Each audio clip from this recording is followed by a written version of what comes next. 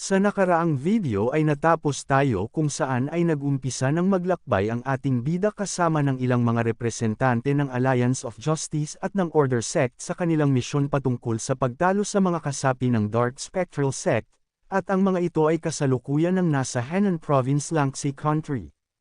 Sa kabilang banda naman sa Shandong Province sa Taean, sa Dugejang Village, ay may nagaganap na malaking kaguluhan, at malakas na iniuutos ng isa sa mga kasamahan nito na kuhanin nila ang lahat at maglibot pa sa paligid. Dagdag pa nito na hindi na nila pakailangan ng mga taong hihigit pa sa 20,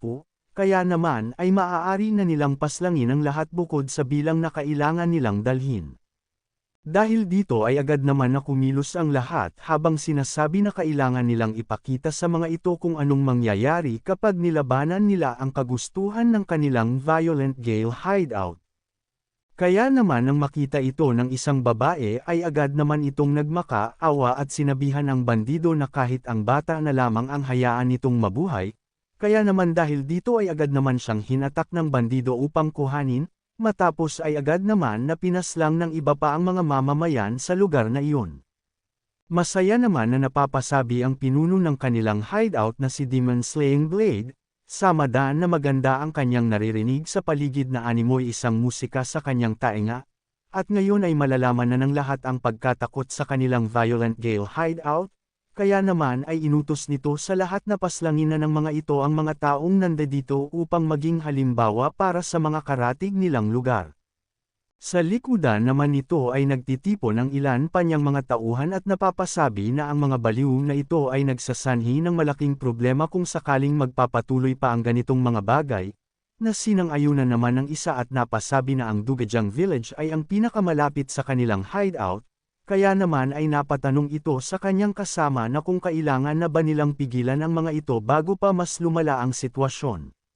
Naiinis naman na napapasabi ang dating pinuno ng hideout na maghintay muna sila sa ngayon, dahil sa wala silang palag sa mga ito kung sila lamang ang lalaban, dahil ang tanging magagawa lamang nila sa ngayon ay ang umasa na ang Shattering Heavens Demon Lord ang umasikaso sa mga ito. Sa kabilang banda naman sa kinaroroonan ng ating bida, ay gulat naman ang mga ito sa nakikita ng kanilang mga mata.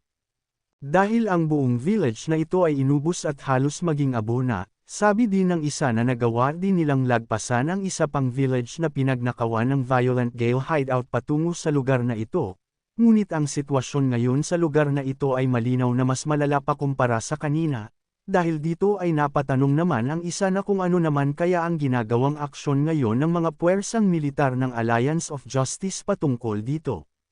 Nang bigla naman na nagsalita ang matandang si Yanggak habang may hawak-hawak na isang mapa at sinabi dito na ang Dugejang Village ay nasa gawing pinakamalapit sa Violent Gale hideout.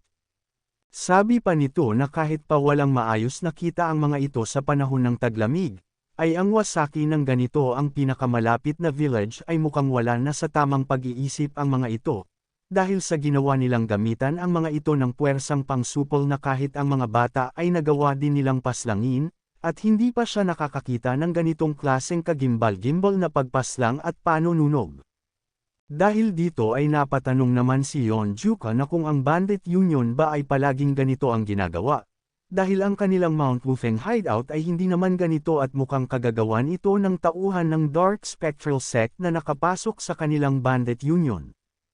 Sinagot naman siya ng matanda at sinabi na totoong ang kabaliwan ng Dark Spectral Sect ay mas pinalala pa ang sitwasyong ito, ngunit sa totoo lamang ay ang halos sa mga miyembro sa Bandit Union ay hindi nalalayo sa paggawa ng mga bagay na ganito. Dagdag pa nito na ang kanilang Mount Wufeng hideout ay espesyal sa madaming aspeto, dahil sa ang karatig na mga merchant guild sa kanilang lugar ay malalaki at mayayaman. Bukod pa doon ay ang mga manlalakbay na mga merchant ay hindi din basta-basta at may kakayahan ang mga ito na ipagtanggol ang kanilang mga sarili, ngunit malaki ang ipinagpapasalamat niya dahil sa ang kanilang Yeonjuka ay mabilis lamang na nalipol ang mga ito gamit ang kanyang pambihirang lakas.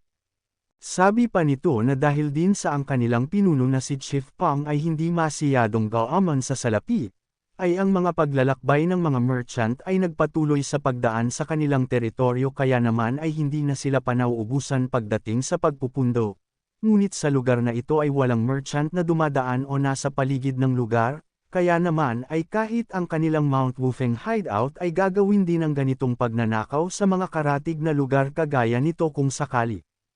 Dahil dito ay napasabi naman ng ating bida na kung ganun ay ganito pala talaga ang gawain ng isang bandido, agad naman siyang tinanong ng matandang si Shim Yanggak na kung nagsisisi na ba ito sa pagpapatuloy niya sa bandit union, ngunit galit naman na napasabi lamang ang ating bida patungkol dito, na isa lamang ang alam niya sa ngayon, na ang hideout na iyon ay hindi magandang lugar.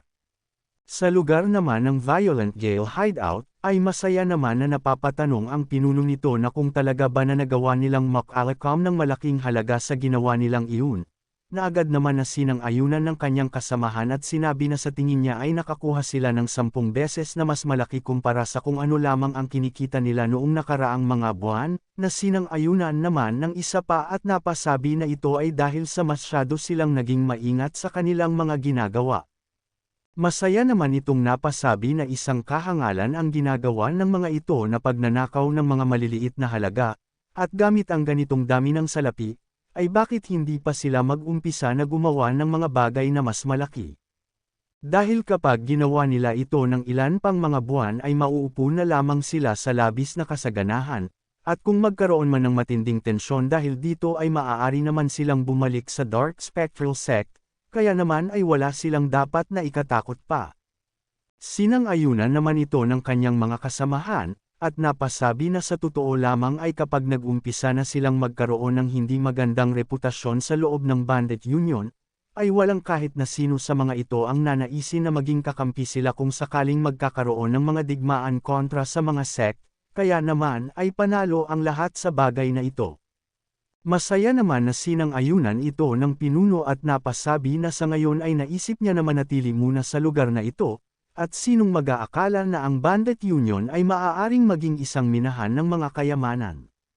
Nang bigla naman itong natigilan dahil sa biglaang pagtawag sa kanya ng isa nitong kasamahan, at sinabi nito na mayroon silang malaking problema, dahil sa may mga bastardo ang gumagawa ng malaking kaguluhan sa harapan ng kanilang tarangkahan, at sinasabi ng mga ito na ang head sentinel ng bandit union ay ipinadala sa lugar na ito ng kanilang Shattering Heavens Demon Lord. Kung umabot ka na sa parte ng video na ito ay maaari lamang na i-click ang like at super thanks sa baba bilang pagsuporta. Maraming salamat.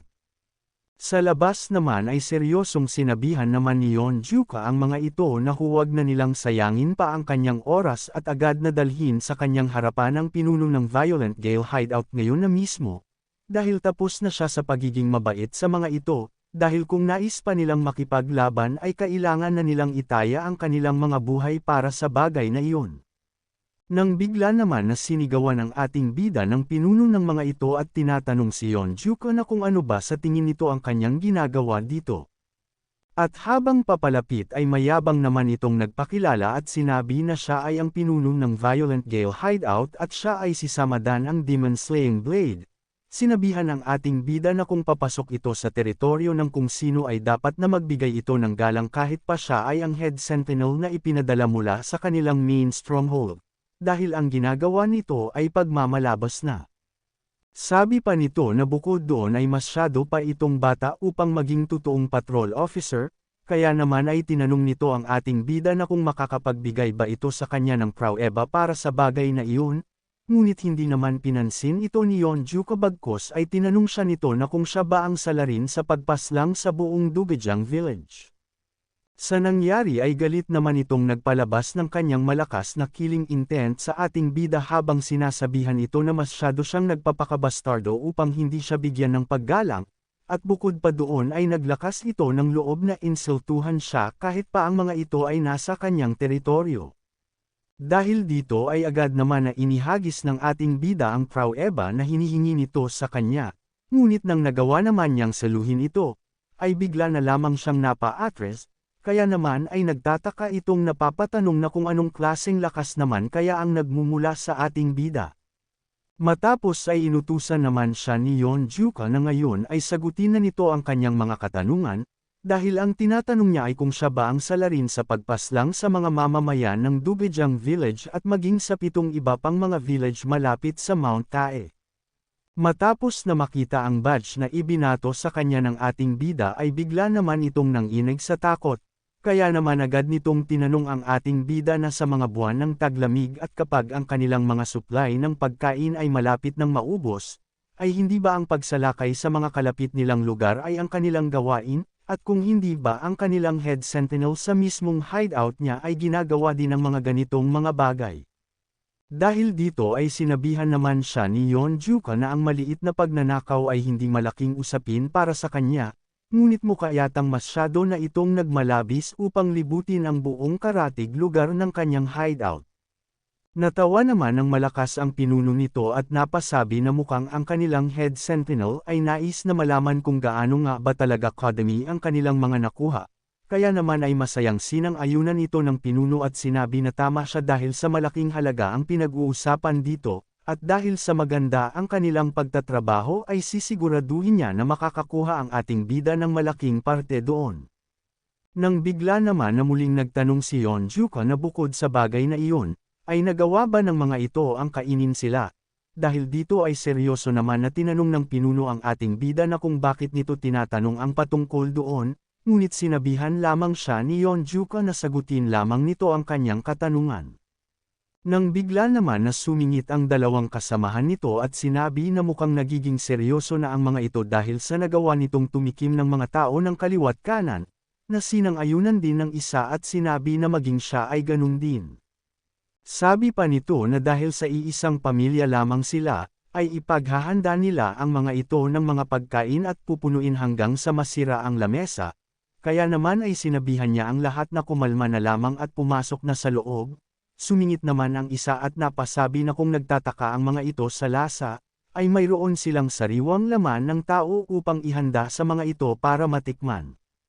Dahil dito ay agad naman na tinawag ng ating bida ang matandang si Shim Yanggak, at agad na inutos na paslangin ang dalawang iyon, na agad naman na sinang-ayunan ng matanda at napasabi na naghihintay lamang siya na ipag-utos ito ng ating bida sa kanya.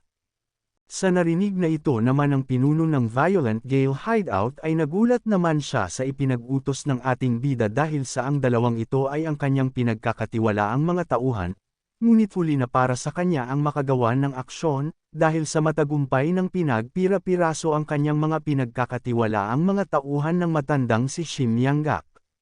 Kaya naman kung gusto mo na masubaybayan ang ating kwento ay i-open mo lang ang notification bell pagkatapos mo na mag-subscribe.